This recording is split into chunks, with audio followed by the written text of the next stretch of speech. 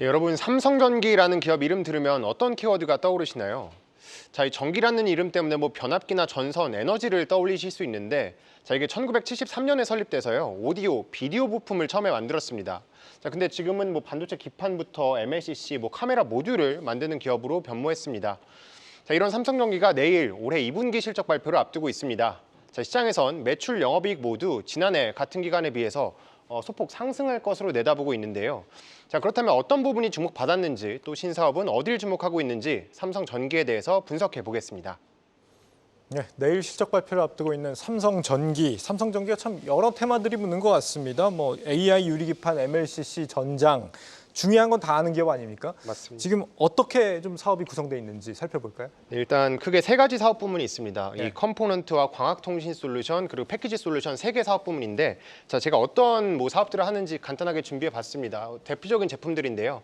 자, 컴포넌트는 MLCC라고 해서 지금 뭐 회로에서 전기가 좀 일정하게 흐를 수 있는 제품입니다. 이런 걸 만들고 있고 광학통신은 보시는 것처럼 스마트폰, 뭐 자동차에서 필요한 카메라 모듈 만들고요. 또 패키지 솔루션은 반도체 기판을 만듭니다. 자, 그럼 저 세 개 중에서 어디가 매출이 제일 잘 나오냐라고 네. 해서 제가 3년치를 살펴봤습니다. 그랬더니 네, 자료로 준비를 했는데요. 컴포넌트가 일단 매출 비중이 가장 많았거든요. 근데 보시면 조금씩 내려왔고 오히려 두 번째는 이 카메라 모듈의 매출이 조금씩 많이 올라왔습니다. 그러면서 지난 1분기에는 이게 역전을 했는데 자, 그럼 왜 이게 역전을 했느냐라고 네. 봤더니 1분기에 1월에 이 갤럭시 S24 나왔잖아요. 그 신제품이 나오면서 좀 모듈 수요가 많아졌다. 그래서 1분기에는 이 카메라 모듈이 많이 팔린 거고 2분기에는 좀 이런 효과가 어느 정도 희석이 되면서 다시 조금 비중이 내려갈 것이다라고 보고 있고요. 또 보시면 세 번째 막대가 지금 16%까지 내려왔거든요. 전 반도체 기판인데 지금 사실 PC에 많이 쓰였었는데 네. 이쪽 PC 수요가 조금 많이 빠졌습니다. 이게 좀 회복이 조금 시간이 걸릴 것 같아서 이 부분 역시 당분간은 조금 회복은 어려워 보인다라고 짚어볼 수 있겠습니다. 제일 돈을 잘 버는 건 카메라 모듈인 거네요. 네. 근데 요즘 시장에서 매번 거론되는 건 사실 뭐 유리기판 뭐 이런 쪽 아니에요?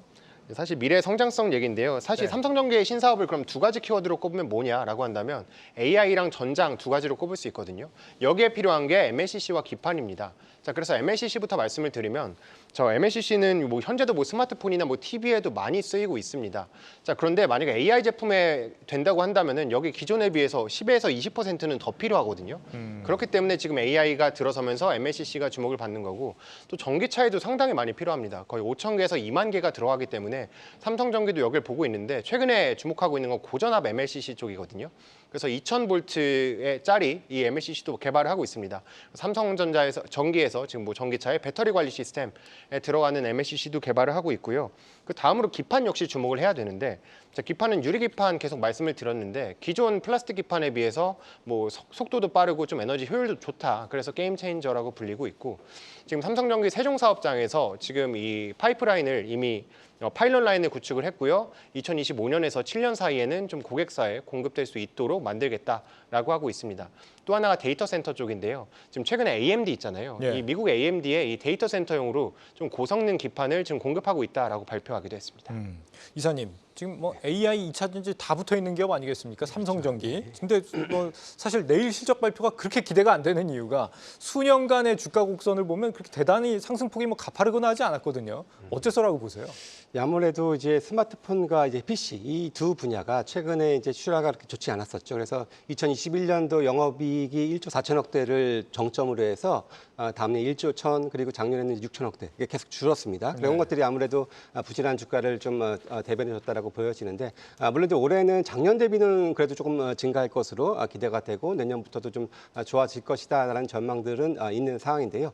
아무래도 무엇보다도 이제 AI가 이제 천문학적인 투자는 했으나 불편한 것은 이제 엔비디아만 주로 돈 버는 그런 불편한 그런 진실 속에서 이제 온 디바이스 AI라는 이런 B2C 제품이 어떻게 얼마나 지금 소비자한테 침투를 하느냐. 그래서 AI가 비로소 좀 돈을 버는 사업으로 적용이 되느냐가 사실 관건이고 이유는 앞서 말씀하셨던 것처럼 AI 쪽에 MLCC 탑재량이 증가하는 부분들이기 때문에 이런 것들이 좀 선행돼야 된다라는 것들이 좀 필요한 것 같고요.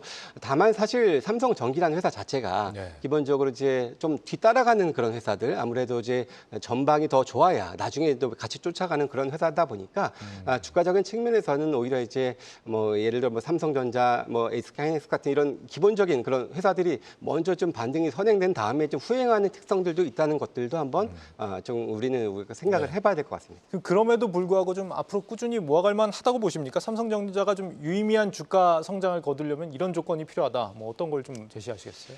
일단 뭐 기본적으로 이제 앞서서 전기차도 말씀하셨습니다. 최근에 뭐 캐즘 영향 뭐 받고 있어서 사실 실제로도 이렇게 판매가 크게 늘고 있지 못하는 상황이에요. 그래서 네. 그런 것들이 사실 좋아져야 얘네들도 비로소 조금 턴할 수 있는 부분들인데 사실 실적도 그렇고 주가도 그렇고 상당히 좀 더딘 그런 회사임은 분명합니다. 그래서 물론 뭐 그렇게 안정적인 것들 어떻게 보면 안정적인 게 좋을 때도 있고 안 좋을 때도 있는데 현재 상황에서 안정적인 걸 정말 좋아하시는 분들한테는 뭐 그래도 제가 뭐 그래도 괜찮다라고 말씀을 드리겠습니다. 대한민국에 많이 안 계세요. 그런 그렇게 분들이. 큰 재미는 없을 것 같다라는 게 현재로서는 제 결론입니다. 감사합니다. 정 기자 오늘 주제 어떻게 정리해 볼까요? 네, 좀 속도가 더딜 수 있지만 이 삼성전기가 방향성은 잘 잡고 가고 있는 것 같거든요. 네. 그래서 AI와 전장을 신사업 방향성으로 잡고 가고 있는 만큼 제가 AI 전장 신사업 진행시켜로 마무리하겠습니다. 네.